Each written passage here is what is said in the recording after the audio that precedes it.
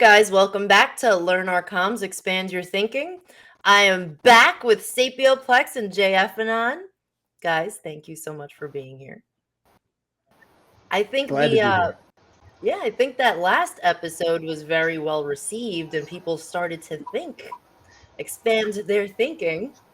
But I think one of the big things, despite the fact that we wanted to talk about Yellow Submarine, I think a lot of people are dying to know about, wait, you see it? P.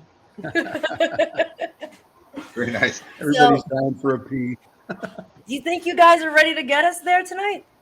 I think we can break from the program and take a pee break. I like it. Let's take a pee break because I think that's what people want to hear. So I will let you guys get right into it because I know there's a ton to cover. So go right ahead. All right. All right. Do you want to introduce how we're going to do this roughly? We're basically going to go back in time and discuss a bunch of people and then put it all together, stitched forward once we've done that. So yeah, I'm primarily gonna defer to John here. John knows more about history than I ever will, and this is his wheelhouse. So I'll inject some things, but yeah, John is the guy on this. So we left off talking about Eisenhower and the things that he did as president. We discussed a little bit about him being the Supreme Allied Commander in Europe. The interesting thing about Eisenhower for us is we started looking at not just what he did during the war, but we looked at what some of the things that led up to his presidency were. So you have Truman. There are other personalities involved in this. You have Beadle Smith, who was on his staff in Europe. General William Beadle Smith. Anyway, Beadle was a well-known guy. Apparently not well enough because I can't remember his first name, but here we go. I will have it. Walter Bedell Smith. Thank you, Walter Bedell Smith. I probably will forget that tomorrow. So what we started looking at all these personalities that were surrounding Eisenhower, and we started looking at Eisenhower himself and looking into his background, and his background is really interesting. I mean, the guy was an overachiever his whole life. But it seems like his career really took a turn hit an inflection point when he came under the command of Fox Connor. Fox Connor, there's that drop, Fox 3. Yeah. ABC is in. Yeah, I can't remember the drop number, but basically it refers to Fox 3. 432. Yeah, there's two ways to interpret it. One is Fox Connor because you change the 3 to a C, third letter of the alphabet.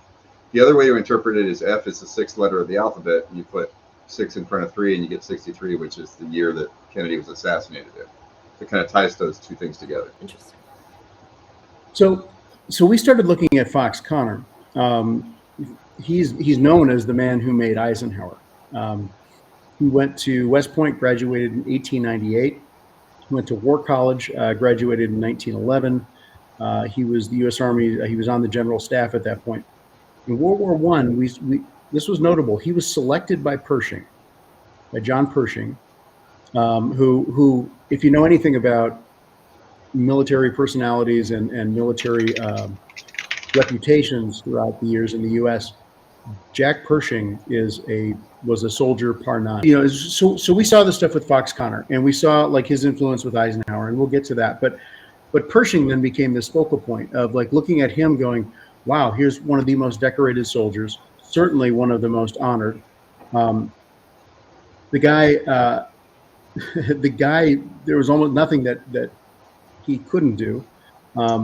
He was even offered in his last few years, Congress had a bill in front of them. He was offered a 6th star, which the only other person at that time who'd been offered that was Washington. Good clarification. The title is General of the Armies, and that was George Washington. Pershing is the only person to ever receive that title while he was alive. That's how good he was. Pershing is the only American to be promoted in his lifetime to General of the Armies. In his lifetime. The highest possible rank in the United States Army. And then if you look up General of the Armies... That had to be World War I. Yeah, so Washington received that in 1976, and then you got Ulysses Grant in 2022. Officer You start to look back then at Pershing and about all of the different people that he had influence over, it became really obvious to us.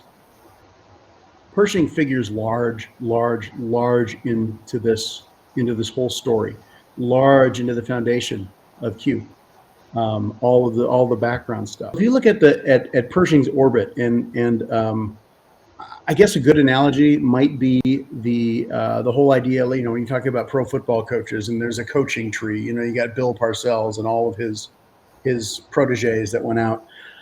Pershing had proteges, a lot of them. I'm going to read off the names, and then we'll come back to them. Bill Donovan, who was the founder or the main guy behind the founding of the OSS. Charles Dawes, who was a banker. Actually, I guess I'm going to talk a little bit about each of them. Charles Dawes, who was a banker who had, if you guys are familiar with the Dawes Plan in 1924, it was a plan to help Germany figure out how to repay their reparations through a whole lot of debt. Eisenhower, who we've talked about. MacArthur, who you guys are familiar with. George Marshall, think about the Marshall Plan.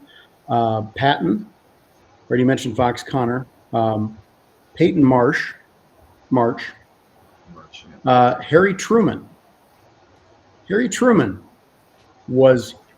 Yeah, you won't find that on Wikipedia, by the way. You won't find that on Wikipedia. We found it on the DoD website. Yep. So that's an interesting bit, and we'll come to the significance of all this stuff. But there's one other guy, really love his name. It's almost made for this. His name is Hugh Johnson. Huge. No, Hugh. I know. But I think for posterity, we should just call him Hugh Johnson because it's like you can't make this up. His impact, I'll tell you what, was huge. There's so many. I mean, so many double entendres I want to make that come it to clear, mind. by the way, because I don't know that we said this last time, that the sense of humor involved with the people, the white hats, is amazing. So I just want to give them credit for their sense of humor because it's great. We're going to get into that in the media when we start going over media pieces. These are the funniest people on the planet. They are the smartest and the funniest, and the stuff they do is hilarious. It would not surprise me at all if Hugh Johnson is a historical fabrication just to make a joke about a Johnson. I guess, you know, the hard thing is that these guys all did so many different things. You've got Donovan, who ended up going into the OSS. You've got Charles Dawes, who was a banker. You got Hugh Johnson, who he really he was a big standout in the business world. Sorry, I he can't. was in between the wars. This is going to hurt so much. Anyway, keep going.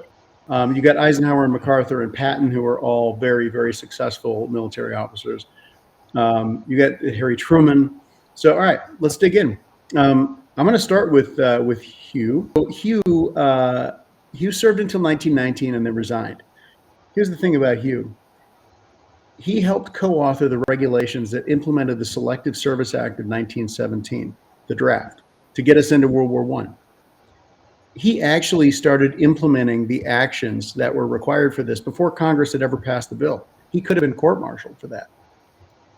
Congress passed the bill. So Hugh Johnson had a big hand in getting us into the war. Now it sounds like it's a bad thing, but our military needed modernization, and the only thing that was going to do that was for us to actually get into a war. And I think these guys, the White Hats, realized that. The interesting thing, January of 1918, he was promoted to brigadier general. He was at the age of 35, I believe. Youngest guy since the Civil War to be promoted to a brigadier general. So notable. So this guy, to me, and Pershing loved the guy. Hugh was I mean, I don't see how you could ever question his patriotic values. And the reason I say that is because we're going to get into some stuff that he did that on the surface looks like, wow, he really turned and helped the deep state. Not really. We don't think so anyway. Might have been what? Might have been the opposite. Yeah, I actually think it was the opposite. So let's get in. So after the war, a thing called the War Industries Board was set up. The War Industries Board, the goal was really to encourage companies to use mass production techniques kind of to increase efficiencies and stuff. Basically, it's the defense supply chain, kind of the beginnings of the military-industrial complex.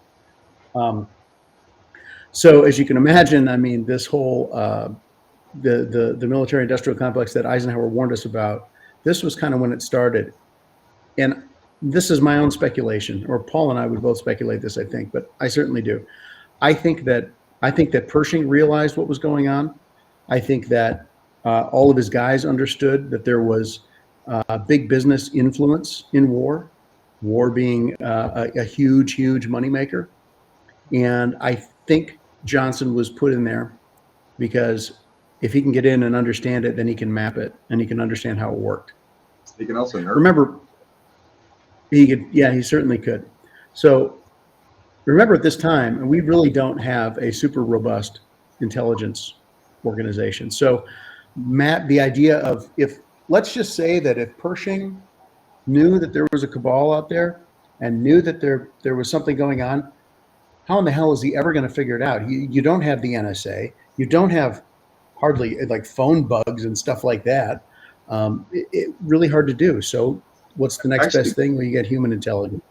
Yeah, World War I was really the genesis of structured military in the U.S., really industrialized military. So it also would have been the genesis of structured military intelligence, essentially where you have an intelligence machine that can do things.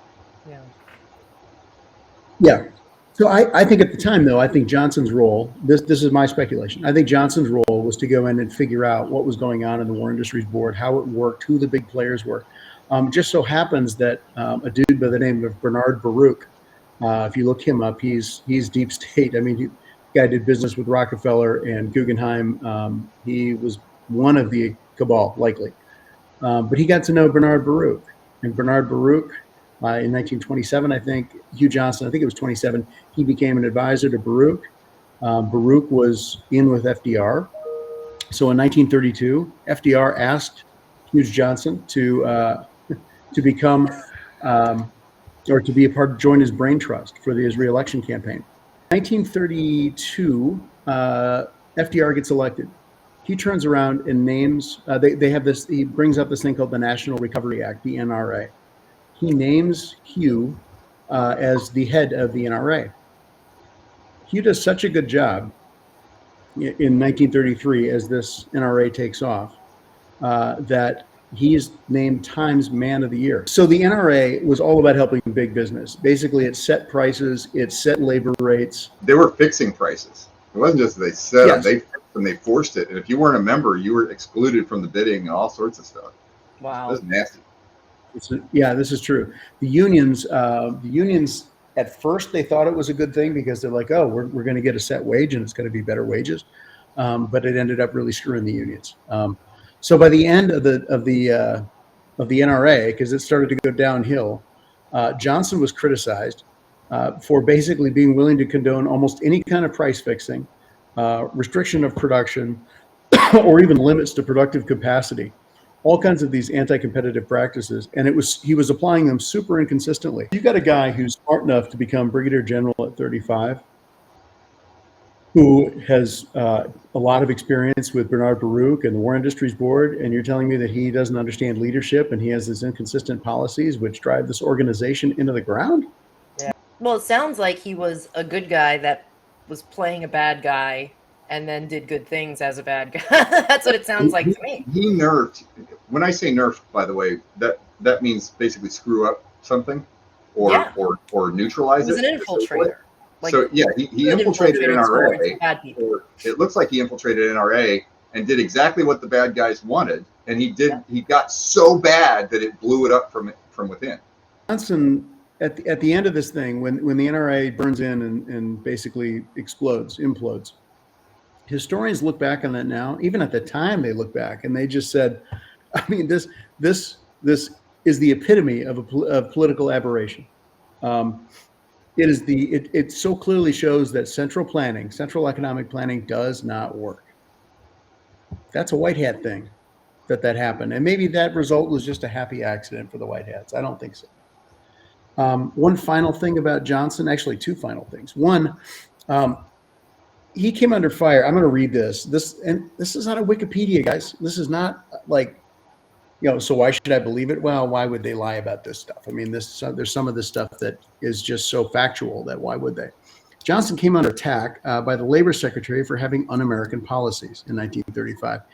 Johnson distributed copies of a fascist tract by one of Benito Mussolini's favorite economists.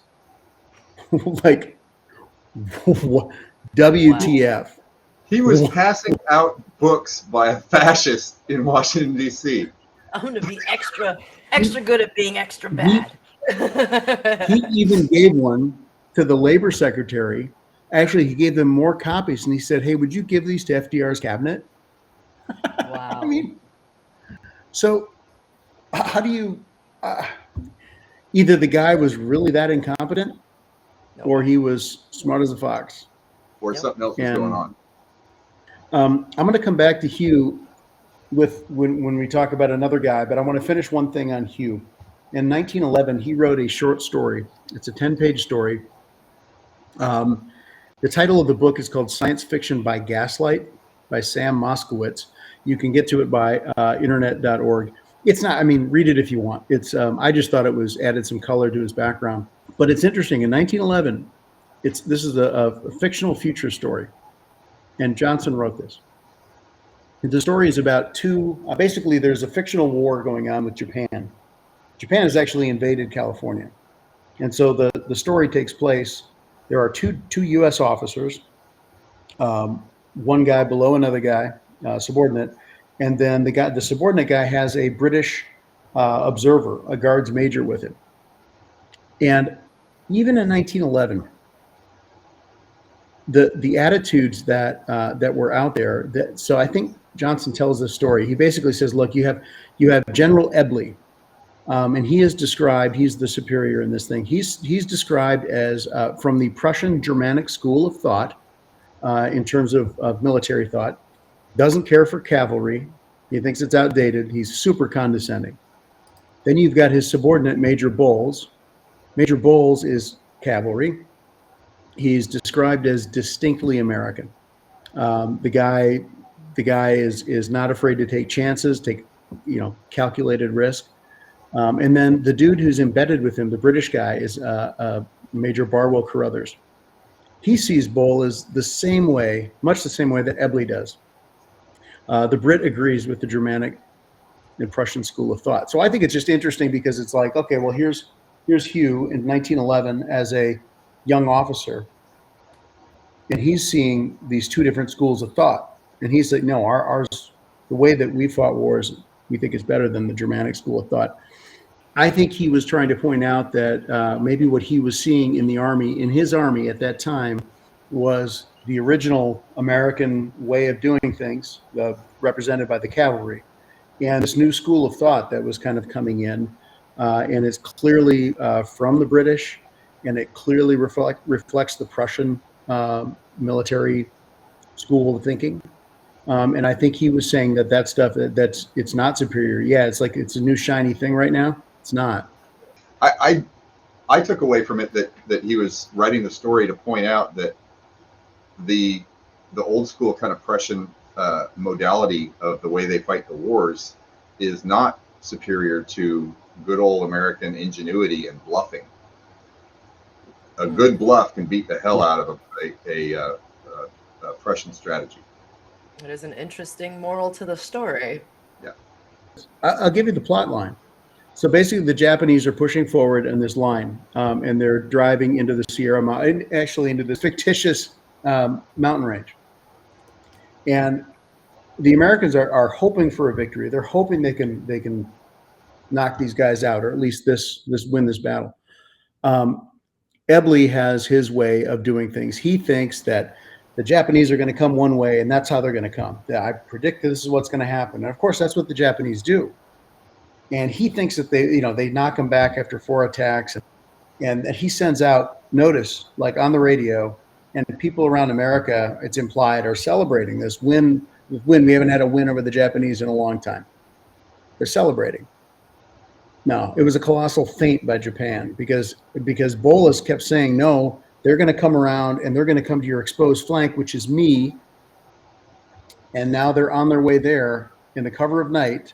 when the Americans were all celebrating, when Ebley's troops were all celebrating and sleeping, the Japanese are now on their way to this flank. And the flank is, it's up a gorge, up a fairly narrow gorge to a dam.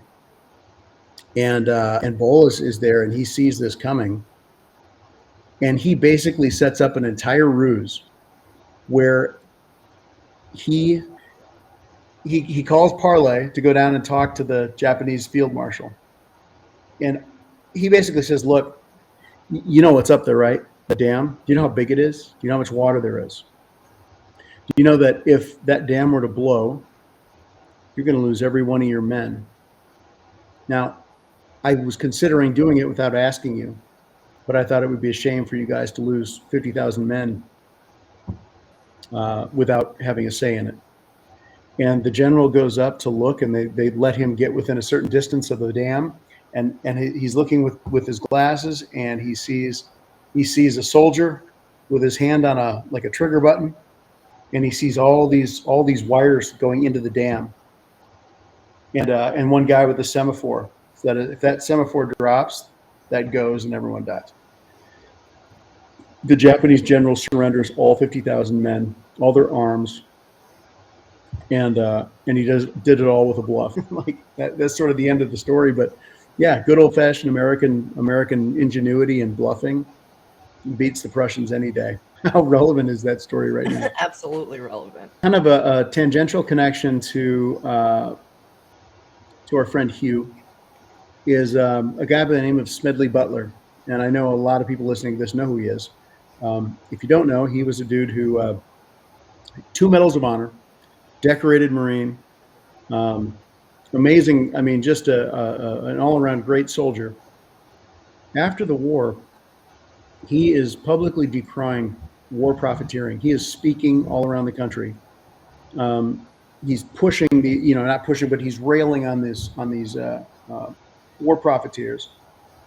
And he's also agitating for bonuses for the veterans, that they were promised bonuses, never got paid.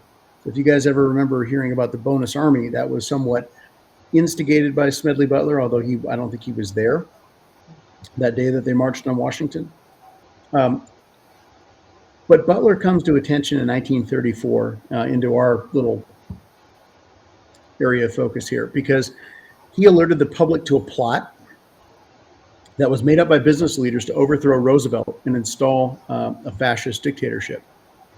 So he testified in front of Congress. He met with a guy by the name of Gerald McGuire, a bond salesman with basically a Wall Street company. Is that Jerry Maguire? In this, Yeah, Jerry Maguire. It is Jerry Maguire. Show me the money. How can I help you? Oh my Oh god. my Let me help God! you. I wonder if that's why Jerry Maguire is there. Holy crap! It Anyway, has to be. It's too probably coincidental. when we get into the media, it probably is. All of this stuff Maybe. blows my mind daily. I'm just saying. But the thing is, I unless we can't fight listen to through the it like radio anymore. I can't watch TV. I can't do anything know, without I know. seeing this stuff. So he meets with this guy named McGuire. McGuire basically tells him, hey, I represent a number of business people. We're going to do this. We've got 500,000 former soldiers. We're going to march on DC. We need you to help us recruit more soldiers and to help us with those guys, because they all love you and respect you and you're a hero. And by the way, no, we don't want you to be the leader. We already have a leader. His name is that's General Hugh Johnson. Wow. So- really. Yeah, isn't that odd? Why? So most of the media at the time were saying, "Oh, this is so sensational. There's no way there was this plot for this." Butler testified in front of a congressional committee, and the committee later stated there was no question that these attempts were discussed, were planned, and might have been placed in execution. They could find that they corroborated everything. Our committee was able to verify all pertinent statements made by General Butler, with the exception of a direct statement about the creation of the organization. This, however, was corroborated in the correspondence of McGuire with his principal, Robert Sterling Clark. But Congress said no, it was all true, and then nobody cared because they never heard about it because the media just reported fake news. Yeah. 2 takeaways I get from this. One is that Johnson somehow Johnson might have fallen into this before Butler got involved with it. That's one possibility. And if that were the case, because Johnson was loved by all these deep state guys, and this is before he nerfed the NRA. So bless you. Thank you. He ended up mixed in with these guys. So how did that happen? I don't know. I'd like to think that somehow that Johnson was in their orbit. But Johnson might have heard about it and was like, holy shit, I got to tell somebody about this. Maybe he gets in touch with Pershing. I don't know. There's nothing to back this up. This is pure speculation, but I could see him get in touch with somebody like Pershing and go, what do we do? What do you think? And he goes, all right, I want you to, Hugh, I want you to tell these guys, advise them, say, you know what, I think you might need some help with the morale for these guys and to get more recruiting and stuff. And I know this guy Smedley Butler, he's really good. Troops love him, and I think he'd be right in the boat with us. Which gave then, and Smedley Butler knew it was coming, my opinion, would give him the ability. Then now he's got the details straight from the horse's mouth. He can go to Congress and testify. The other thing I was thinking is that it's possible that maybe Pershing and those guys were like, look, could we take down this little thing right now and throw these people in prison and maybe celebrate this stuff? Yeah, but he said, if we do, and I'm thinking if we do this, maybe it's too early. We're not there yet. We can't start taking people out.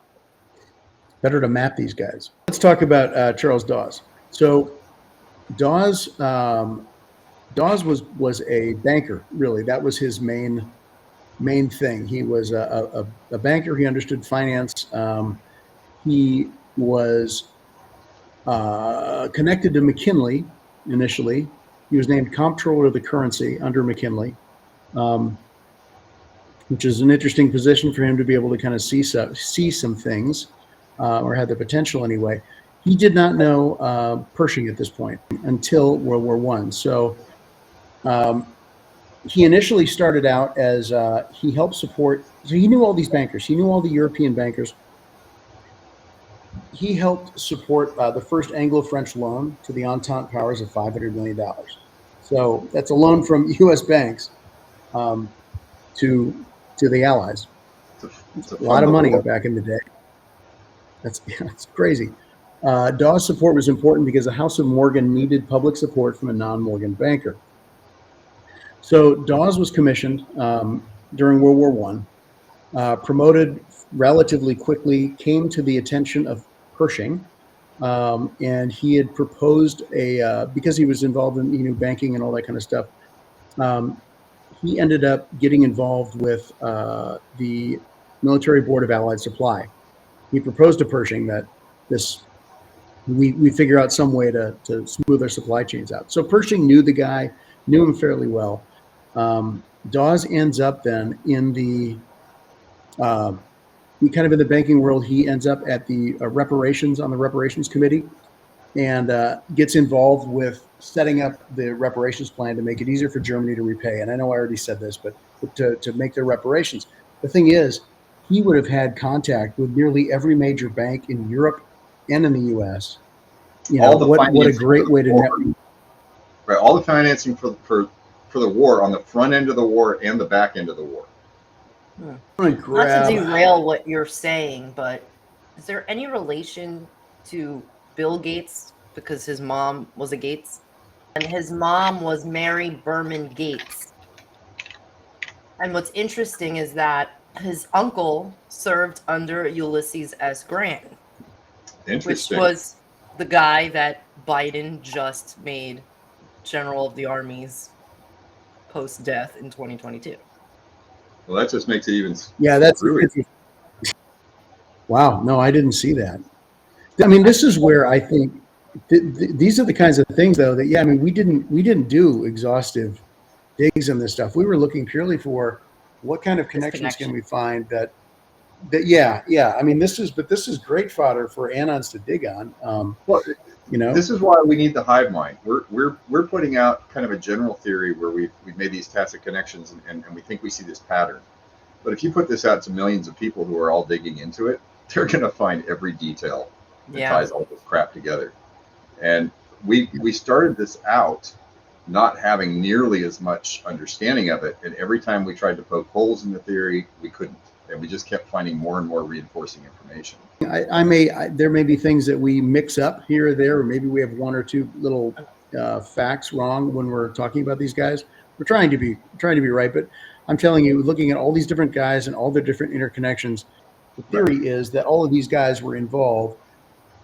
They came out of Pershing's leadership tree, and they were the influence before, during, and even after Eisenhower into Kennedy. Let's talk about Bill Donovan. This was an interesting one for me because he's known as Wild Bill Donovan. He was the head of the OSS in World War II, which is really the first formal military intelligence thing. So I always had this opinion of him that, oh, well, I know the OSS morphed into the CIA. Okay, maybe he's he's probably a bad guy. That could not be any further from the truth. He served under Pershing in the hunt for Pancho Villa in Mexico. That's how we got to know him. And during World War I, Bill Donovan, his chief of staff was MacArthur, Douglas MacArthur. He won the Medal of Honor in World War I. Here's something, just an interesting anecdote about his character. After performing a rescue under fire in World War I, he was offered the Croix de Guerre, but turned it down because the Jewish soldier who had taken part in the rescue had also not been awarded the honor. When this insult was corrected, Donovan accepted the award. Wow. Doesn't sound like the act of a bad guy. That's a guy. demonstration of his character right there. Total. I mean, yeah, and every one of these guys has this. It's interesting. After the war, he turned down the governor candidacy of New York, preferring private practice in law, and he was also the U.S. attorney for the Western District of New York. Here's an interesting little bit. After the war, he took his wife on a combined vacation, business trip, and intelligence mission to Japan, China, and Korea, and then went on a loan to Siberia during the Russian Civil War. He went back to work at his law firm, but also took an extensive journey to Europe, where he did business on behalf of J.P. Morgan and gathered intelligence about international communism. Interesting. Bill Donovan, OSS. Yeah, they're telling you that he was going around doing spook stuff in other countries. Exactly. Just another anecdote about his character. So as U.S. attorney, he was becoming well known as a vigorous crime fighter.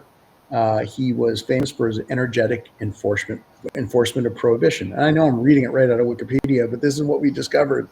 So he's not a low energy guy, is what you're trying to say. He's not. Well, they called him Wild Bill because he in energy. World War I. Yeah, no, he's not.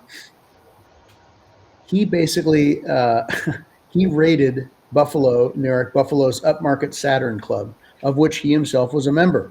He raided it, confiscated a large amount of illegal liquor, and all the members were really pissed off, because they thought, oh, we're elites, we're above all this, we don't have to worry about it. They were buddies. Okay, so really interesting stuff. So he became an advisor to Roosevelt in the late 30s. He had been talking all along. He felt this new European war would be inevitable. And part of his analysis with that got him in with FDR. FDR really liked him, got him in with Churchill and the UK intelligence services. Churchill liked him so much that he gave him unlimited access to British intelligence. What? A different country. I mean, really. So Bill Donovan, Pershing protege, he's on his way to setting up the OSS. And in fact, the British were really hoping by giving him all this information that he would set up the OSS as a subordinate to British intelligence. And Don was like, no, we're not doing that. Wow. Why would we There do you go. that? The integrity of the good guys wins again. Yes, exactly. So he was known as the father of American intelligence, the father of Central Intelligence. So when the CIA was formed under the NSA or NS Act of 1947, he was kind of pushed aside in favor of another guy. We've talked about Eisenhower a lot. I mean, maybe we'll come back to him in a minute. Let's do some easier ones, frankly. You got Douglas MacArthur, who was an incredible general.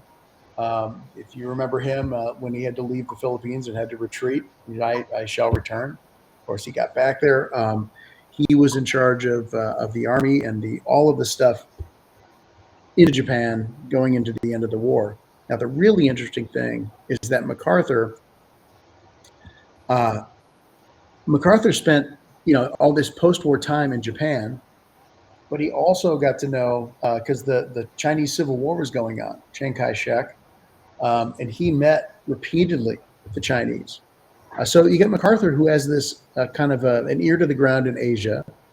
You have Eisenhower, who's got the ear to the ground in post-war in Europe. You've got all these other guys in between the wars that are traveling all over the world.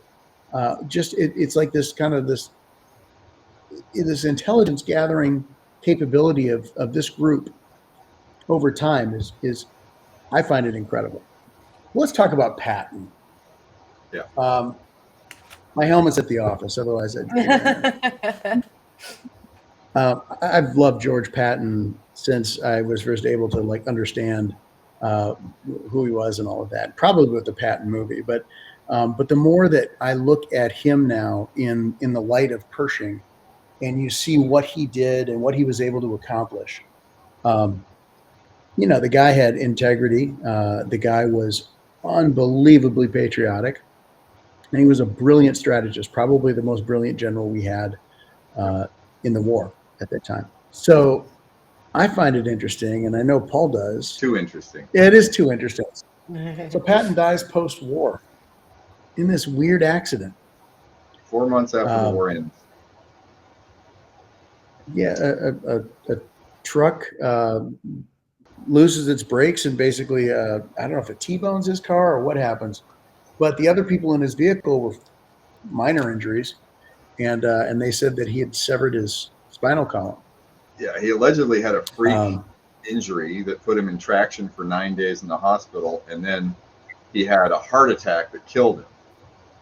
Heart attacks can be deadly. Yeah. Let's go to George Marshall. Okay. So George Marshall, again, lifelong Army. All of the people that he was in contact with during the war and after the war, everyone was of consequence. I mean, Churchill, obviously the presidents and things like that. One of his main things, as I see it, and by the way, he did get the Nobel Peace Prize for the Marshall Plan, but the Marshall Plan is really, really interesting.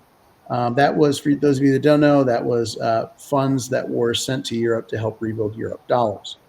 They became known as Euro dollars. The beginning now, of Europe. if you're a fan of Prussiagate, like I am, and read what those guys have written about the financial scams and the grift, that they have said that one thing alone, the Marshall Plan, and all of the Euro dollars that flooded into Europe, was a massive, massive grift. It was massive corruption, and you have George Marshall that's overseeing it.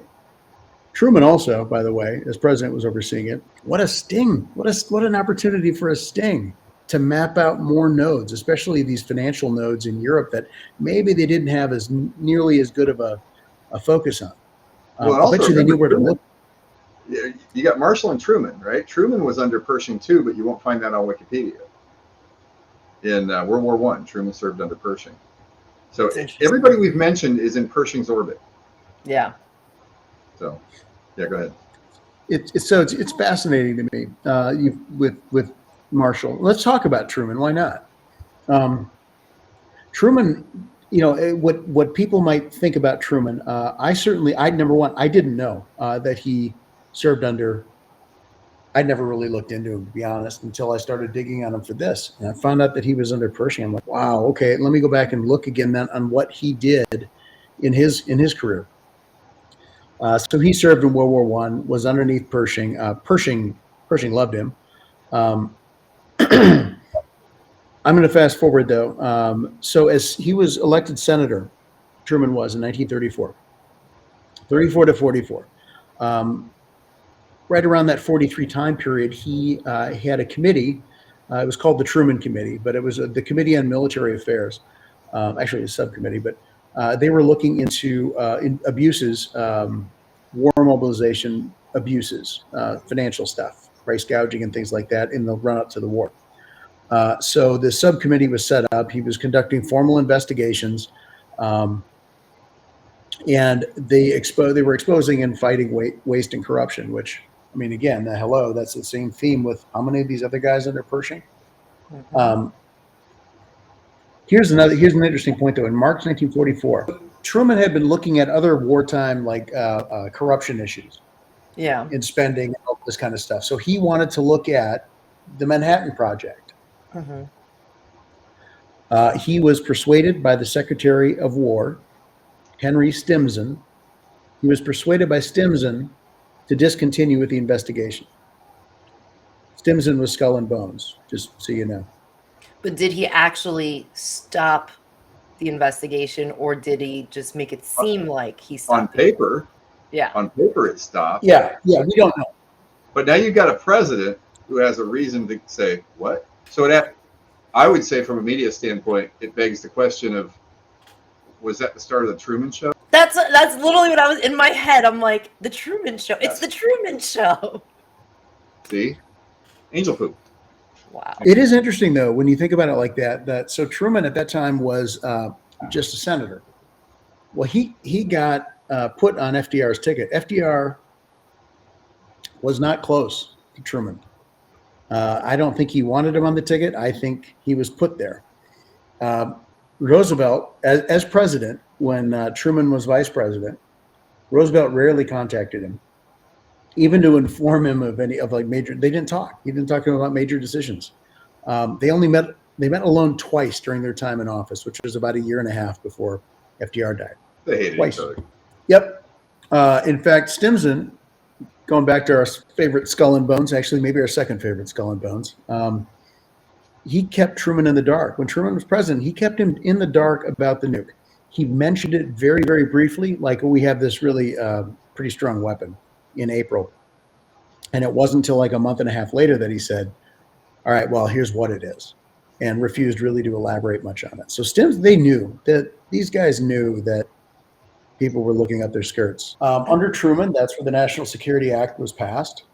Of course, the Korean War, that's probably not an awesome thing, but I don't know how much control he really had over that. We were looking at this saying, well, how is this possible?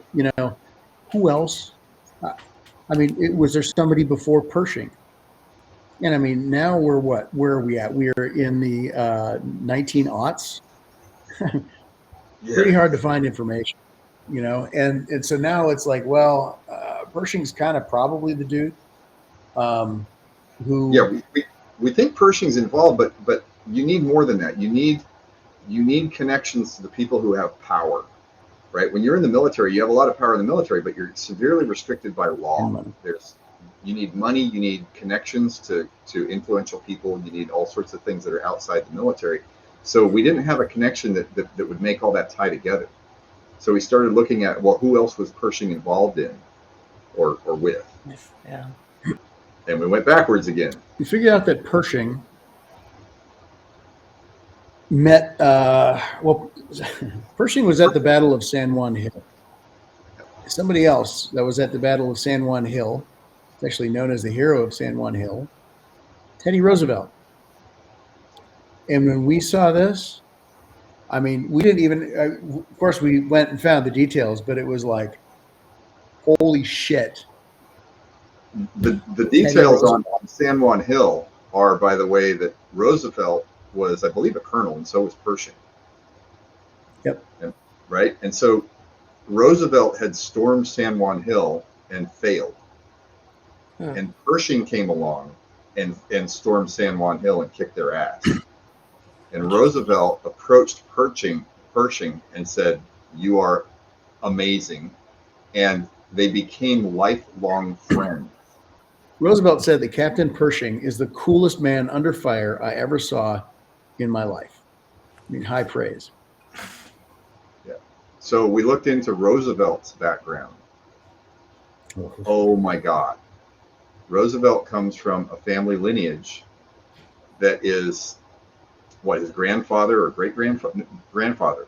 His grandfather created the helped found the Metropolitan Museum of Modern Art in New York. He helped found the Natural Museum, and we'll come back to that in the media when we go back through it. Mm-hmm. His grandfather was a commissary in the Revolutionary War in New York. This makes the whole family tree after that great grandfather eligible for membership in the Society of Cincinnati, which is located right between the White House and the Vice President's estate, right next to all the embassies in Washington, D.C., and it's located on Q Street. There's a lot of ties there. Now, the most interesting stuff to me, though, is if you go back deeper in the family tree, the reason they're so rich and have all this, social connection is because they Dutch. Roosevelt means Rosefield in Dutch. They are from essentially a branch of the House of Orange in the Netherlands. So, are we getting to the oranges in the situation? Well, I mean, we might as well. Why do you think there's oranges all over everything? Why do you think oranges appear in The Godfather, in the media? Why do you think Orange Man bad? Why did Trump start wearing all the orange makeup? Could it be because of Roosevelt? Well, yeah. Let's start looking at the timelines of Roosevelt's progression through time, parallel to Pershing's progression through time. Because remember, they're lifelong friends because of an event on the battlefield where two officers bond. These are warriors. They're both incredibly good men. And Roosevelt was homeschooled, and he was probably from a family that knew damn well what was going on. They knew about this beast. They taught their son, this is what's going on. Here's how you avoid it. You need to watch out. Okay. But Roosevelt, through his timeline, I'm just going to keep going for a while, John. But Roosevelt, through his timeline, was an officer commanding men in the military successfully. He was the hero of San Juan Hill. Let's see. He was a commissioner, a police commissioner in New York. So he saw the corruption from there. He ended up being elected for vice president and very quickly becoming president because McKinley was assassinated. So then he was a president for nearly 2 terms. He was reelected. And then after that, he became the governor of New York. So he saw the corruption from that lens. He had a full spectrum view of all the corruption, and he came from a bloodline family, essentially, that would have already known about this. And he was raised in an environment where this was a thing. And he's best friends with arguably the best, if not one of the best military men in the United States history. They were like this. They were like peas and carrots. And so that's a pretty big coincidence. So we were talking about not being able to find Pershing's, the ingredients to actually wage this war. Well, Roosevelt would have known their tactics. They're secret. They don't tell you anything. You can't find out about them. They're secret. And Pershing knew that they exist from the other side. They both saw the corruption, so they probably just kept quiet about it. And if you look at the timeline, it looks very much like they're assembling a posse of trusted individuals to fight this.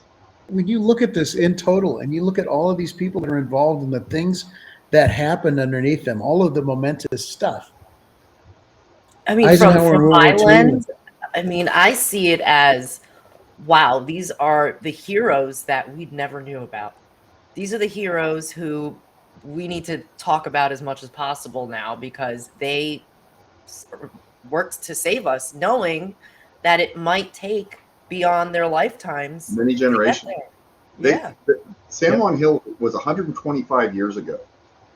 These two men crossed paths, and then they probably talked a lot through their entire lives. Let me tell you Roosevelt's nicknames. He was the hero of San Juan Hill. He's actually the reason the teddy bear happened. That's a Teddy Roosevelt bear, by the way, because of the story that you can look up if you want to. He refused to shoot a bear that was defenseless, and so they created the teddy bear and started selling them. He was also known as the Trust Buster because he busted banking trusts that were corrupt. So he was known for busting corruption. He was also called the Colonel. And the best nickname, and the reason why MAGA is represented by a lion, I believe, is because he was also known as the Lion. Come on! Stop it! When you think about MAGA, okay, you have the Democrats that's a donkey, or as we should say, an ass. And then you have the Republicans that are an elephant. If you're going to make another party and it's going to be all about America, wouldn't you use an eagle? Yeah. I mean, isn't that the most obvious choice for the American Party? We're just American. No, they used a lion. Why? But the best one that ties this all together, the biggest tacit, unprovable reason that we have that this probably leads back to Roosevelt. I wonder why, like when I look at Mount Rushmore, I can understand Washington, I can understand Jefferson, I can understand Lincoln. These guys had all done, I mean, of course, major things. Mount Rushmore started in 1927. They started carving it. Roosevelt had only been dead for 8 years, had been out of office for 18. That would be like us putting up, I don't want to say George Bush, W, but somebody in recent memory. Why would somebody in such recent memory deserve a place on a mountain? Well, and also where it will be, by the way. Yeah, Roosevelt's ever. presidency, he was the hero of San Juan. Yeah, but it was So never that was anything majorly public that, like, yeah, that's the guy we want up there. Yeah. Why is Teddy Roosevelt on Mount Rushmore? Mm-hmm. Well, let's go into the story of how Mount Rushmore happened, John. You go for it. You're way better with the historical. So the way that it kind of started,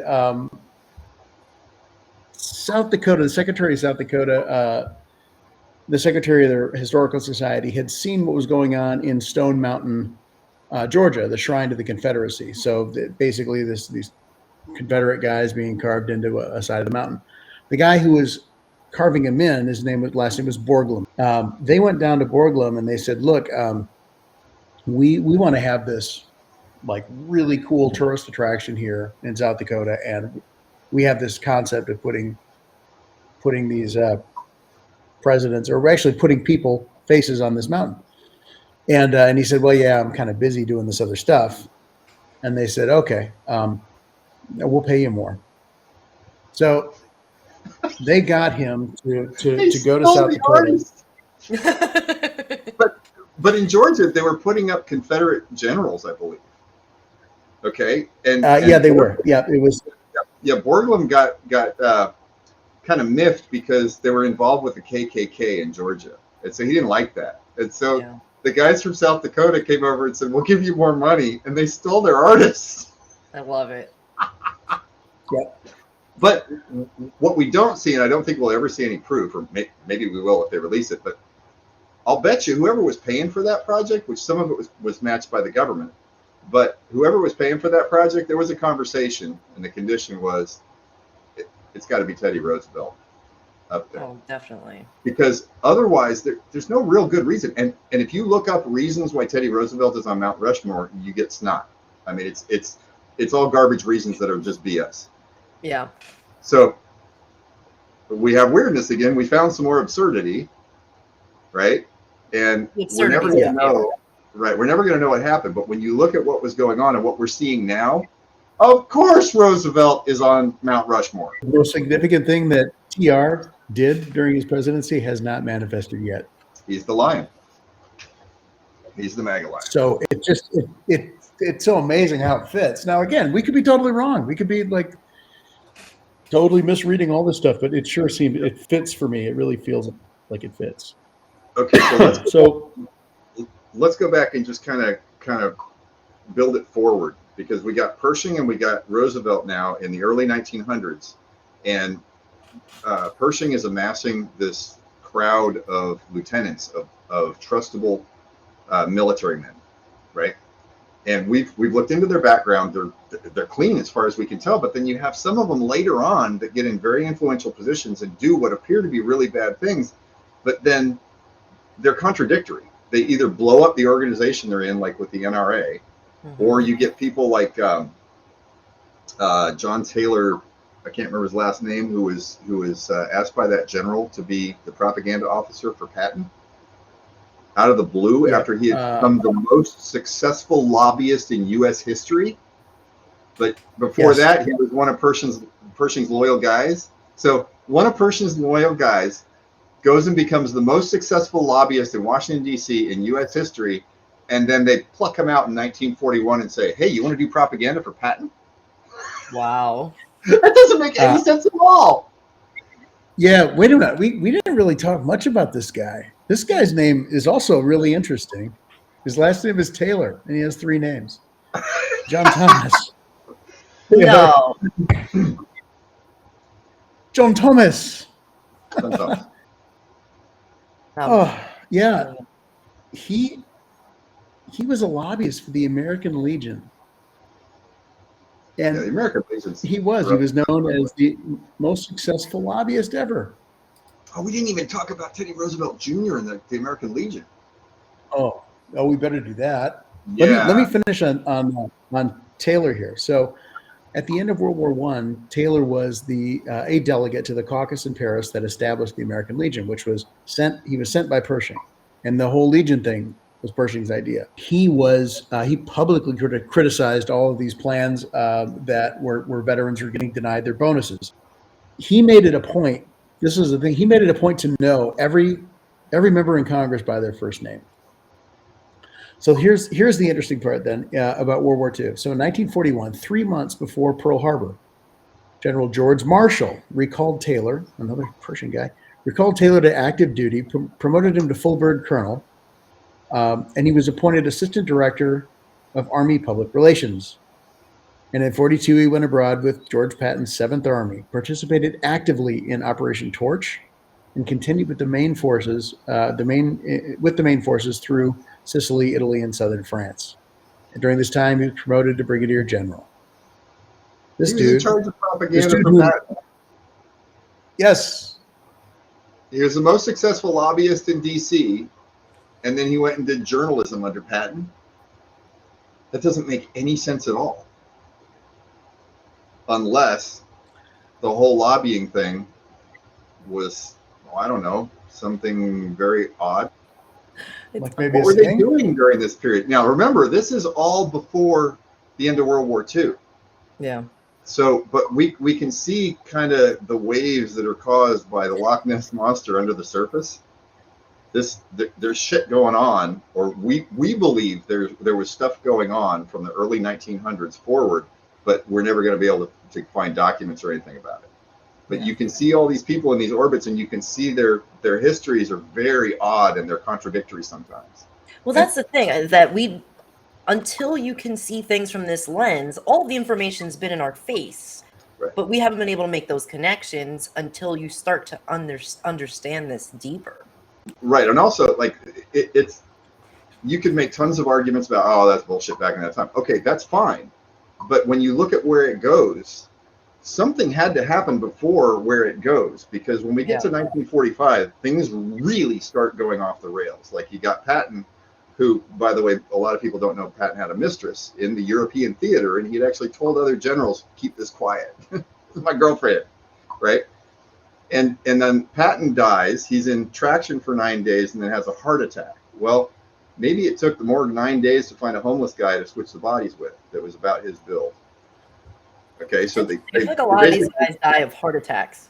Yeah, heart attacks can be deadly. So they take Patton out, but Patton really likes his girlfriend, and so the next month she leaves the gas on in her apartment and dies, and they rule it a suicide.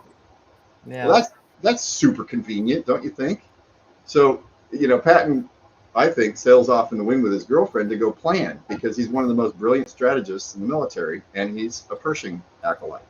Mm-hmm. So that's weird. Taken off the chessboard temporarily. Yeah, and this is a pattern we're going to see. Epstein didn't kill himself. I as soon as Epstein, that whole story came out, I immediately said witness protection. Because a lot of these people didn't die. Did Seth Rich actually die? We don't know. We've been told, but fake news. So we got Patton, and then we didn't really go into McClure, but McClure was it's Brigadier General. I can't remember his first name, but it's Robert? McClure. Yeah, Robert McClure.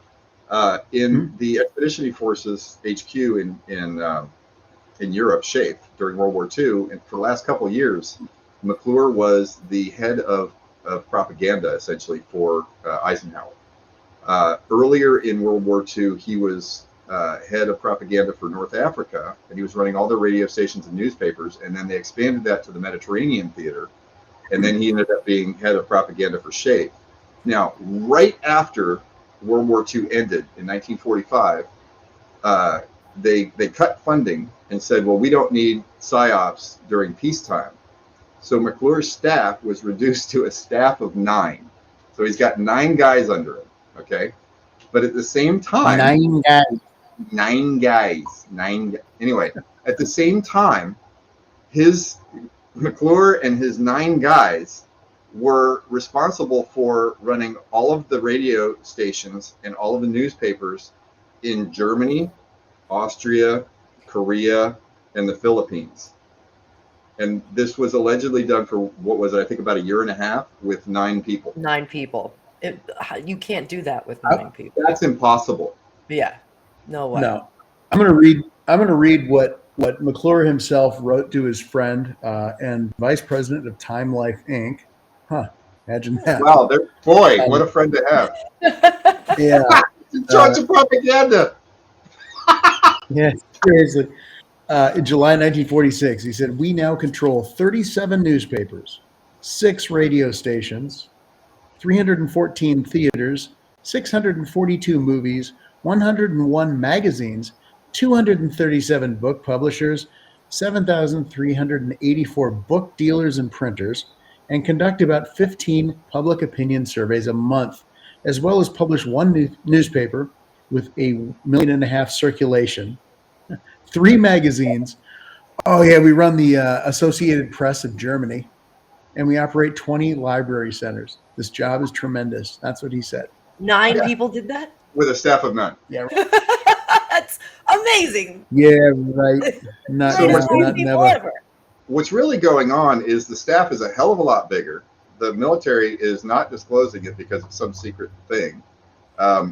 Post-World War II gets really strange. In, I think it's 1951, they start the first PSYOP battalion at Fort Riley. That's now up to, I think, 9 battalions, if I'm not mistaken. And that's what we can see. Right. That's what we can see. If there's classified stuff we can't see, God knows how many there are. You always have to assume that that's the case. Right. And so another thing, and the adoption of television. Okay, so black and white television was first released. You could actually buy a television in New York in 1929. Okay, so the technology was there. And we're going to go into this in a second, but RCA is super important in this. RCA was the company that was producing all the television equipment. It wasn't until 1950 or 1949, that area, where the FCC allowed RCA to broadcast all over the place. And the adoption rate of television in the United States is faster than any other technology short of smartphones. And that's decades later, and it would have been the good guys at that point. And so my assertion, if you look at the adoption rate of radio or any of the other technologies like that, they're real slow and they're chaotic, and it just kind of climbs up. Television went wham! Yeah. Starting in 1950. So by about 1965, they had around 98% of the households in the United States equipped with televisions. That's, 98%. That's crazy. Yeah. In 15 years. Now, RCA was heavily involved in the government, and which up until 1949, I think, it was one of Pershing's guys that was running RCA. Yeah. James Harbord. Wow. And you think about the Truman Show, television. Truman started in 1950. It's right before Ike. Yeah, so Truman Show, it all kind of fits together. So it does. But where you're going though with the RCA stuff, I'm going to read that real quick. The dude's name is James Harbord, Harbord, and he was selected by General Pershing to be his chief of staff in France. Okay, so another Pershing link. Intimate trust. After the war, he retired from the Army. He became president of the Radio Corporation of America, RCA. He officially retired as president in 1930 and became the chairman of the board. Served until July of 1947. They So here's a created guy. the National Broadcasting Company. They did. RCA did. Yes. Yeah. So you have a Pershing guy that's at the head of the largest at the time producer of equipment, radio stuff, and then into the TVs, into the broadcasting. I mean, just think of the breadth of this is so It's huge. all encompassing. Yeah, and by the way, the TVs that were available in New York in 1930, the FCC, it was basically they had their reasons for not allowing it to be further widespread. Well, I think it was that they didn't want that out there because they didn't have a way to fully control it until they actually let it go. And then when they let it go, it went boing. That's almost Manhattan Project-esque if you think about it, because not only is it just producing a bunch of TVs, it's also putting up antennas all over the country in a very short amount of time, having studios, having an ability to transmit this stuff. Here's my question as someone on the outside looking in. I mean, the good guys are involved in all of this, assumingly. At what point do you give up control to the bad guys who are now controlling the propaganda and the programming? Am I way off base? Because I know this all ties in, but I'm just curious where that goes. When you go back to Roosevelt and Pershing, Roosevelt came from a family that would have known this was there. So I think what may have happened is they may have had a pet project of, let's see if we can figure out how to get rid of this problem. Right. And so they started strategizing. They said, well, we need to control this and this and this. So let's kind of make moves to do that. Let's put our people in the right positions. And also, I want to mention this because I think it's relevant. And this is kind of a jump, but stick with me here. Pershing's parents and their parents were elite families. They were socialites. They were fantastically wealthy. Okay. They knew how all this stuff worked. And what do you do when you don't want your kid to get involved with this stuff? You try to teach them how to do it. If you look at Alice in Wonderland, which was written by Lewis Carroll in 1865, that could be considered a story to remind a little girl, Alice Little, who was under the care of Lewis Carroll, to teach her how to avoid the cabal. It teaches you about their whole upside down world. Everything is backwards, and the way to overcome it is common sense, right? Yeah. Now, Lewis Carroll has been obliterated for being a pedophile, and Alice Little was allegedly his victim. But what if it wasn't? What if it was just a guy in an elite family trying to teach this girl how to avoid the cabal? Okay, so that stuff was there in the mid 1800s. But why would the cabal freak out about it so much? Well, because it tells people how their system works, and so they demonize the guy who wrote it. Of course. Okay. Never heard of that happening before. Right. So these families were aware of this stuff. Okay, and so getting back to the whole pet project thing, they were probably also aware that, maybe the only way to get rid of this is to infiltrate them. That's how they do everything. They infiltrate everybody. Okay, so you infiltrate them and you blow them up from within by getting them to out themselves. One of the things they have no defense for is if everybody starts to become aware of how they do it. Okay, well, if you look from about 1960 forward, and I would argue back into the 50s, we start seeing this with the Twilight Zone and all sorts of weird shows like that. Okay. The media blows up and Satanism becomes a thing. Look at how many Satanistic bands there were. There were bands like Demon with like a bloody hand coming out of the ground. And I'd look at that when I was a kid and go, who the hell would listen to that shit? I mean, and honestly, I don't even know if it was any good. I never listened to it, but I remember that album cover going, ugh. And you've got Black Sabbath, and when we go into the media, we're going to get way deeper into this. So I'm not going to spoil that shit. It's going to be a fun episode.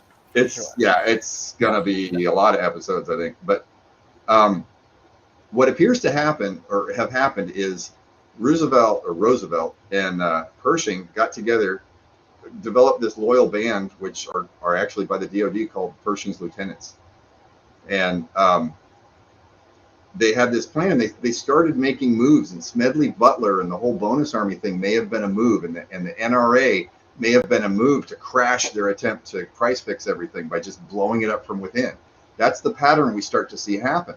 And then we see post World War II, we see Patton disappears in very suspect conditions, and then weird things are happening with the army. They're doing massive amounts of propaganda overseas with no budget. And then they're starting psyops groups. And by the way, 1st Brigade psyops in 1951, one of the biggest things they're doing on paper is research and development. Well, why are you doing that in peacetime? You're doing R&D on psyops? That's, yeah. I mean, to a large extent. And then all of a sudden television goes boing and everybody has a TV set. Well, my argument is, okay, Pershing's guys were in RCA. They created NBC. They had their guys. They could control those things. They waited until they had really good control over the television landscape, and then they vaulted it up faster than the bad guys could control it. So the good guys controlled television. Now they have a weapon that you can't compete with. The bad guys can't compete with it. And they start putting out all sorts of television content that starts to very slowly morph the zeitgeist that people see into exposing the cult. Wow. They're teaching everybody this stuff exists. It's weird. Yeah. It's not, it's Satanism. And then you get, later on you get Black Sabbath and you get Ozzy Osbourne, you get Judas Priest, you get Van Halen, you get all these bands that are really popular, but there's all sorts of weird lyrics and you don't know how it works. And we're going to explain how all that stuff works later. But that's kind of what I think is going on. That's the pattern we see. I would point out too, I think kind of you'd asked, you said, well, when do you let the bad guys control things? I think that there are still organizations where the good guys are mimicking the bad guys to sting them. So yeah, there was content probably back in the 50s and 60s that was white hat made, but it didn't look white hat. Yep. And so, the people in the lower layers, the mid-level management of the cabal, so to speak, and the goons wouldn't know. There's one other attribute I need to point out, and that is, I've said this before. I call the rich people who are good in these secret societies, I call them angels, and I call the bad ones either cabal members or just demons or whatever. They're assholes essentially. But the angels were present during this whole time. Okay, so if you go back to the Federal Reserve and you look at the Titanic. John Jacob Astor was killed on the Titanic. He was the richest man on paper in the world at that time. Yeah. That would have been a wake-up call to all the angels, all the good guys, and they would have said, holy crap, they just killed Astor. Okay, so you would have had a lot of people who were edgy about this corruption is getting really powerful. We need to do something about this. So a lot of the moves that may have been made wasn't specifically sourced from Roosevelt or from Pershing, but people in their orbit that they may have communicated with. So you may have had essentially a massive mobilization of families that were all cooperating and saying, hey, we want to hurt this company, I'm going to sell my stock. We want to help this company. That's the layered thinking I would like people to start to do. And I think that's why this is so important, because I normally wasn't able to think this way. And that's why I'm asking the questions, because even when I see an event that happens, I'm like, okay, is this bad? Is this good? Like, you're not able to, in your everyday life, think that way. But now as you start understanding the background and the history and the chess moves, you start thinking that way. Well, everything looks different. Let me point out a really interesting one. If you look at the cover of Sgt. Pepper's Lonely Hearts Club Band, in the upper left, you're going to see Aleister Crowley. And everybody's going to say, oh, Aleister Crowley, bad guy. Was he? Wait a second. The Satanists do not say what they're doing in public. They don't. It's secret. It's evil. That's how their whole thing works. They hide everything. This whole trope about how they have to tell you what they're going to do beforehand. No, that's a good guy creation. Saying karmic retribution isn't a thing? No, I don't know. It doesn't make any sense. They have one rule. I mean, you're right. They have one rule, which is do what thou wilt.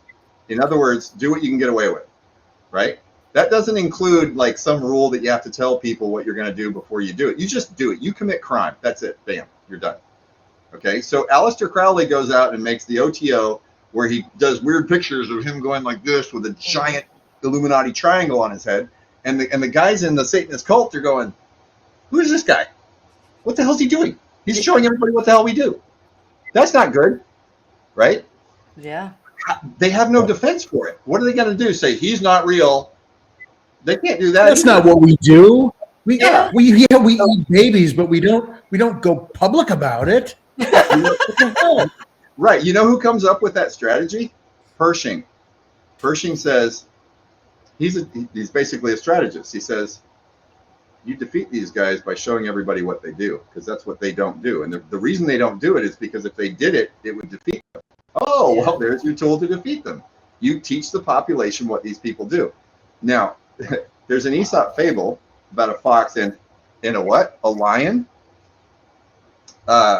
Where it's very simple. The fox meets the lion 3 times. The first time, the fox is terrified. The second time, the fox isn't as terrified. He hides behind a tree, but he doesn't run away. The third time, he just walks up and says, you know, hey, how's it going? I can't remember who it is. But of the fable is that the more familiar you are with something that's scary, the less scary it becomes. So if you have this completely terrifying death cult that, you know, eats babies and stuff and kills people, if you tell everybody that it's there, they're less afraid of it and they just want to stamp it out. Well, what have we seen over the last 60 years in media? We've seen it get progressively more and more satanic, and everybody's much more motivated saying, hey, you know, this weird guy on the beer can and all that stuff, that's not good. Let's stamp that shit out. Yeah. This is not an accident. So I would posit about Aleister Crowley, be careful who you think is a good guy here. Because the good guys, I think, early on were the ones pushing all this stuff so that you would become more familiar with it, so that you wouldn't be afraid of it as much. Because the actual Satanists would never popularize this. That's not how they control things. They lost control by it being popularized. Isn't that crazy? It's crazy, but it makes sense. It makes perfect sense. You know what I mean? Like, I would have never thought that because I was so conditioned to think karmic retribution. They've got to tell you what they're going to do. Let me point this out. That's also part of the strategy. They had to mislead the population in order to get to the point where they could teach the population that they had lied to them. Yeah. Because in order to get rid of the bad guys, they had to create this environment that was fertile ground to attract all the criminals, so that the good guys could sucker the bad guys into doing bad things so that they could sting them. And that took 60 years. Wow. And so now we're at the part of the story where we all find out we're wrong, and all the guys we thought we were bad guys might actually be good guys. And this is where we get into why P is so hard to understand. And I don't know if you want to hit that yet.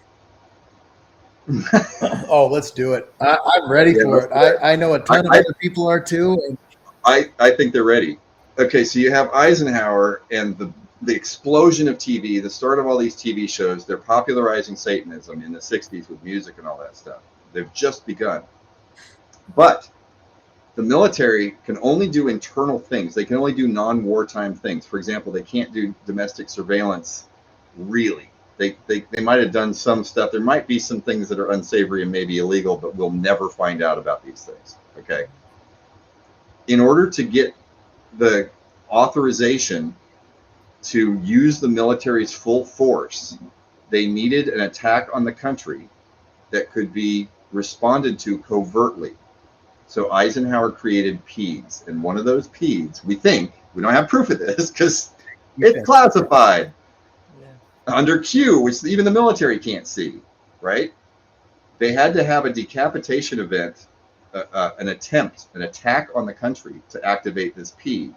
So they had to piss off the bad guys so badly that they would attack the country. Now remember, they're not declaring war with Congress. They control Congress, but they're not declaring war. We went through the Korean War and all these other actions, and war was never declared. Why? Because I think the cult at that point knew that if war was declared again, the military would immediately be turned on them. They are the enemy for all of it. But the military would have wartime powers. Right. And as soon as the military has wartime powers, the cult is the target. Okay? So they had a plan.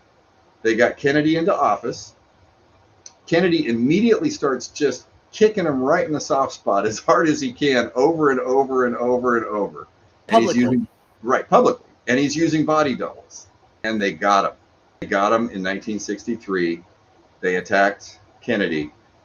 And I think either that evening or the next day, a PED was signed, and the military went into the largest covert war in history.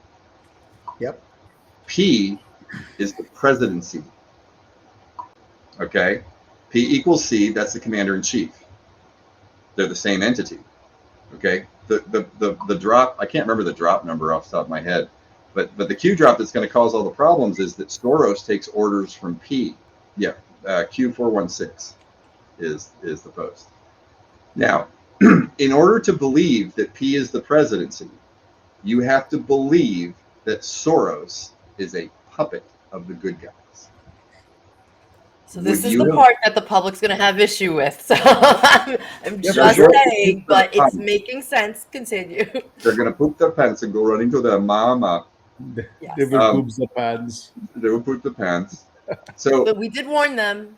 Okay, this is why we had to build up the pattern going back to Roosevelt, is because these military things are happening.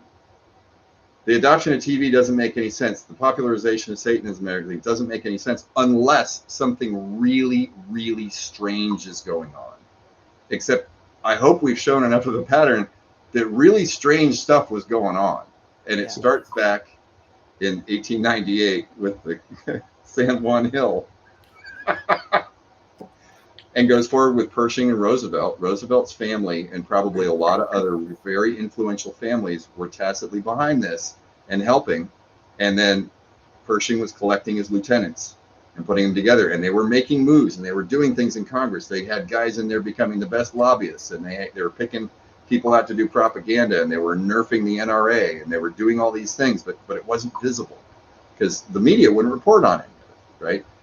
And then you go forward and you would expect, oh, okay, we're going to arrest all the bad guys. It's only going to take a year. No. This is a huge hierarchy that's worldwide that has tens of millions of people involved in it. Yeah. You need not just the U.S. military, because this isn't just U.S. Remember, Eisenhower had the ear of every military general at the end of World War II. Eisenhower was a Pershing acolyte through Fox Connor. All these guys have been groomed for decades to do this. So we got the Russians, we got the Chinese, we got a bunch of other countries, probably the Indians, probably the Philippines. You remember MacArthur? I mentioned that he had spent a lot of time in Asia, between China, Japan, Korea, Philippines. You're literally naming all the places Trump went to when he became president. China? Isn't that a coincidence? Oh my God. Isn't that a coincidence? And why would Obama follow him around? To confirm. Yep. To confirm it. This is where people are like, no, guys, no way. No way. Yeah. But everything you're saying makes sense too. Like, you know what I mean? I guess you're going to have to decide what you believe. People are going to have to think for themselves. And there's another facet of the psyop. The whole point of the psyop is to force people to think for themselves. This whole thing we just went through with Q was to just open up your head to be open to things so that when this hits, you don't just go, that's stupid. Yeah. But that's the thing about people that followed Q, right? Because they were open enough to be wrong, right? Yep. You have to be willing and able to say, you know what? There's a chance that I'm wrong about everything. I know nothing. You know, we could really be totally wrong about this. We could be entirely off base. I've been wrong about thousands of things. I don't care. I just want to find the truth. I'll shed things that aren't correct instantly. Yeah. But because of my upbringing, I started programming computers when I was 8 years old. I learned very quickly not to argue with the computer because it's always right. And I think I had an advantage in this because I was just looking for what information makes sense. And because I spent so much time on it, when Adam Schiff read off the Trump, the transcript from the Trump call and just made all that stuff up, my first reaction, I was watching it, I was watching the video of it, and I said, Adam Schiff's a good guy. No, don't do that. Don't do that to me. No. The reason I did that is because I was sitting there watching it and I said, this is absurd. This would never actually happen. And if you were good guys and you were taking out bad guys, and we know that that's happening because Q exists at this point, then Adam Schiff would be the most violently dangerous person you could have in Congress, in the House, because he's the head of the Intelligence Committee. Every bad guy in the world who's left is going to trust him. Yeah. And I said, that's the one guy you got to have. So I said, I'm an idiot. I said, he's a good guy. And every time I mention that, people are like, you're insane. Well, that might be true. Well, it's definitely true, but it doesn't mean I'm not insanity that led you here, because no one sees patterns like you do. I mean, it's incredible. Wait till we get to the media. Hey, I want to bring up one more drop, and this was the drop. I need to cuddle with a blanket tonight after that revelation. Yes. This kind of makes you want to go into a corner and just get in a fetal ball and go, no. I'm still gonna attack Watermelon Head for fun. Yeah, why not? I mean, I still say Michelle Obama's a man. Well, I mean, a long time ago, I started saying that everybody Trump is giving nicknames to is a good guy. And everybody said I was nuts, and I think that's actually true. And it's both. I think it's going to shock people how many people that they love to hate are good guys. Wait, what about Fang Fang? I think that's absurd. That name. name? Yeah, the name's absurd. I mean, really? Swalwell farting on TV? That's just dumb. I mean, that is true. I mean, yeah, but the thing is, that's how you know it's all funny. Somehow. I mean, I dropped something today, just not even as a joke. The thing is, people aren't ready for it. It's the media contains so much stuff that is so mind blowing that people are going to have to go see it for themselves. And over the last 60 years, they've dropped this minefield of thousands and thousands of pieces of media in the most popular stuff. Like, that's why I was saying, is this Stimson guy the reason that Ren and Stimpy is called Ren and Stimpy? You know, Ren, by the way, in Russian is gay, which is kind of funny. So maybe it's gay and Stimpy because he's just kind of, Back to one other drop, because we touched on P, and we said what we thought it was. But we didn't really we didn't really give it the emphasis maybe I think it deserves. I mean, yeah, there's P. There's more confirmation that P is president, by the way, and we know what the kill boxes mean sometimes. Sometimes they're just spotlights, but other times they mean stuff, and it's actually pretty profound in the drops. So I would say go to drop 714. The drop itself is all about exposing clown ops. I mean, that's what it says. Mess with the best, die like the rest. Kill brackets 2, highly classified clown ops exposed. 44 remaining wizards and warlocks. Save the best for last. What would be the best classified clown op you can think of? To expose. Kennedy's assassination. The P in the kill brackets. That's the president in the kill box. That's what did it for me. That's the clown op. Now, what's interesting so too. You're telling me save the best for last. Kill brackets P is presidency, which is probably why Trump didn't declassify JFK. Ta-da! Okay, yep. but here's another interesting thing you can divine out of this drop. The best is the assassination of Kennedy, right? But we've seen stuff declassified that says the CIA was involved in assassinating Kennedy. Mm-hmm. Yeah.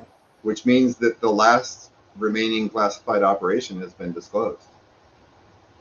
They're all done. I mean, I don't know how many other classified, it says 44, but you don't always know if that number is representative of a quantity or if that is something. Those are clown ops. That might be specific to CIA. That might not be the entire criminal structure. Well, yeah, but I don't know what other clown ops were exposed. I mean, I'm sure, I know there were some. I'm obviously. Yeah, I mean, there's been devil's advocate again. Yeah. Saving the best for last could be exactly what you just revealed. Yeah, I mean, or operation. Right, perhaps I'm wrong about the declass, and maybe there's going to be more extensive stuff released about that. I mean, you've seen the picture of the two Kennedys that's been circulating around. So I think what that means, if saving the best for last, I don't think it's out there, but it didn't get really exposed. It hasn't been, for me, exposure would be naming how it was done, who did it, and then having film of Kennedy afterward at a press conference, except it's a press conference deep in the bowels of NORAD or something like that, where he's sitting there saying, basically, my fellow Americans, a storm is upon us. I mean, and doing that, but Imagine? basically saying, Imagine? yeah. Why don't we hit Q 570 too? I mean, basically saying at 1 p.m. today, or at 12:30, our country was attacked, and that would be it, because that was when Kennedy was shot. The consequences of this are really, really interesting, because it means that no bill that Congress has passed is valid because the actual president of the country didn't sign it, because Kennedy would have continued to be president. And so you're saying that's the best for last, maybe, that Kennedy's been president this whole time? Is that even possible? Is that a thing? Yes, he would be 106 years old. If Kennedy died, it's under wartime. You can't have elections necessarily. If the president decides you don't have elections, you don't have elections.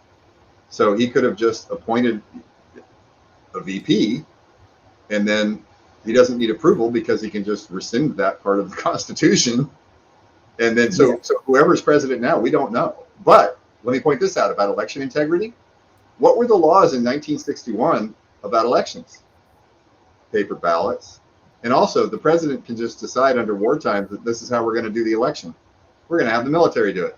Yeah, I mean, remember, we are operating from our assumption that this all happened, and that our assumption also includes the fact that we are in, if this is true, this is extra constitutional or supra constitutional, because our Constitution isn't adequate to answer or have a solution for something where all parts of your government are compromised. You don't know where the cancer begins and where it ends. Yeah. The Constitution doesn't have a remedy. Yep. Well, the other thing is, at the end of the day, if this action was able to get rid of all the criminals, who's going to say it wasn't the right thing to do? Yeah, right. The only people left standing are the ones who survive this, and they all say, "Great, let's continue on with life." Yeah. I mean, the victors write the history. Let's continue on with life, and while we're thinking of it, let's have an amendment to the Constitution to formalize what happened over the last 4 years, so that can happen again, if need be. That'd be what I'd do. Well, then I'd party a lot. Yeah. If you want to look more into the pillboxes, look into Q570, and what you'll find is you'll find a whole bunch of what are essentially operations, and then right about 3/4 of the way down, you get an empty kill box. And I think what that indicates is that everything above it is already done. Also, 594, very short, drones over U.S., period, tracking only, period, empty kill box. Which means there's no bad guys. We're just tracking now. We're just tracking. Or there's no high-level bad guys. Yes, right. There's always going to be bad people out there, no matter what. Yeah, there was a huge pyramidical hierarchy of people, right?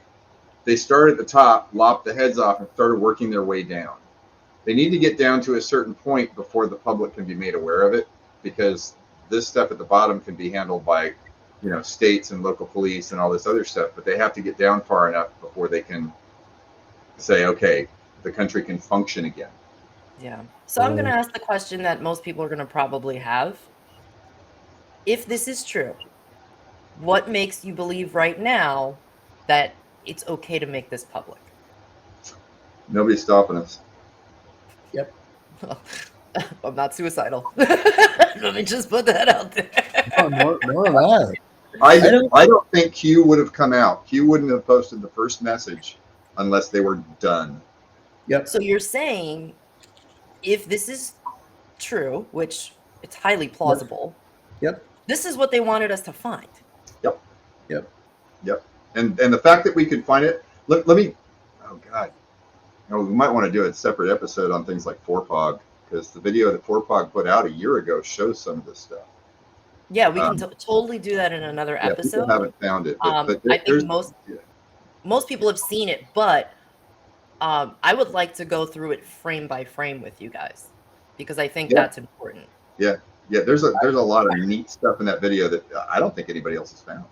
I went really deep on it, like analyzed the sound and stuff, and I've got a really interesting nugget from there. He did. Yeah, let's do that. I think that I want to do that soon, because as we go through a lot of this stuff, I think that we went from like 10 episodes. We're probably gonna need like 20 at this point. Yeah. I think as a jump off point for this episode, we need to remind people, watch Yellow Submarine. Yellow Submarine is a script for everything we've described going forward to the end of the story, which hasn't quite happened. We're right at it. But if you watch Yellow Submarine, all the symbolism is there. The whole plot line is exactly what we're talking about. That came out in 1968. How did that come out in 1968 if we're wrong? You're right. Yep. And I go back to just a very simple thing. Why the hell is Teddy Roosevelt on Mount Rushmore? Mount Rushmore. Think about that. How crazy is that? That's what I'm going to hug tonight. I'm going to go hug a teddy bear. There you go. Hey, maybe my Trumpy bear. But like, why not put up Ulysses Grant? Why not put up Andrew Jackson, who killed the Central Bank in 1837? Why Andrew not Jackson would be a better candidate. Madison, Monroe? I mean, there are a lot of other guys to pick from, but you picked a guy who got out of office not 20 years ago and didn't. I mean, great guy. I mean, Teddy was a great guy, but in terms of presidential accomplishments, the overt ones anyway, this doesn't make sense. But I think it does make sense when you look at the overall plan and what I think his role is, what Paul and I are talking about. Again, you know what? For everything that we said tonight, you guys can say we're fucking crazy. Cool. Good. But you know what? There are things here. There is something here, whether it's We're not crazy. No. Well, we are. Listen, I'm going to add something I'm here. a skeptic by nature, and a lot of what you guys are saying is plausible. I mean, Paul's been telling me for months that Obama's a good guy, and to this day I'm still like, no, not a good guy. Right? Well, that's because you love to hate him. And I just don't want to believe it because I want to hate him. I want to. Okay. Let me add a little piece of homework for anybody who really wants to see this. So Roosevelt's grandfather helped found the Museum of Natural History. Look at the ending of Night at the Museum 3 with Robin Williams. It was the last words he said on the big screen, playing Teddy Roosevelt. Look at the ending, look at the globe, and think, as the world turns, and look at the cue drops. We're not wrong. Did we just become best friends? Yep. Wait, didn't you say something else about as the world turns? When Kennedy was assassinated, that was a television show that was interrupted. That's why the globe is in the end of that movie. Interesting. It's the globe. It's now. I mean, if you can throw it up, I sent you a copy of the picture. But basically, the frame is there. Teddy Roosevelt is here, and the globe is on exactly the opposite side of the image. And the globe is way too highlighted, and the light is coming through the window, shining on Roosevelt. It's as the world turns. And when you hear what he says, and his humor, keep track of his humor, because these guys are funny. They're really funny. And when you look into the media, you're going to find a whole lot of funny. So if you have a shitty sense of humor, you're not going to find this process nearly as entertaining. That's by design. Yep. Hugh Johnson, John Thomas. La la la la la. Now, I think you guys have done a great job of blowing my mind yet again. I appreciate it. Just wait. There's more. There's more to come, I'm sure. But I think we should end there for now. with this episode because it's going to be a lot for people to digest. But I do want them to dig into everything you guys are saying, so that way they can continue to follow along, do the homework, right? Watch the things that you guys are saying. Yellow Submarine, Night at the Museum. It's called Night at the Museum, right? 3. Yeah, Night at the Museum 3. It's the last one Robin Williams was in. Unbelievable. So guys, thank you so much for this. And the other thing I will say too, you guys have been very busy on Truth Social since episode 1. People have so many questions there. So I appreciate you guys answering all those questions that people have. And I mean, I don't know how you do it. I'm not a prolific I was never a prolific social media guy, and I don't know how many followers I got now. I'm not even chasing followers. Look, I own a company. I got a busy family. I got all kinds of other shit. And so like posting on social media is not typically my thing, but I'm really enjoying the questions and I'm really enjoying all the interaction with this stuff. And you know what? Even if you guys want to tell me I'm nuts, go ahead. That's cool. You're nuts. Yeah, I know. I know. My wife is my favorite kind of nuts. You know, oh God. You know you're hitting a nerve when the haters come after you and say, "No, you don't know what you're talking about." Okay, well, I actually answered one and said, "I look forward to your superior theory" or something like that. Love it. Whatever. Yeah. Guys, thank you again. I'm looking forward to episode 3. Thanks, Katie. It's awesome. Yep.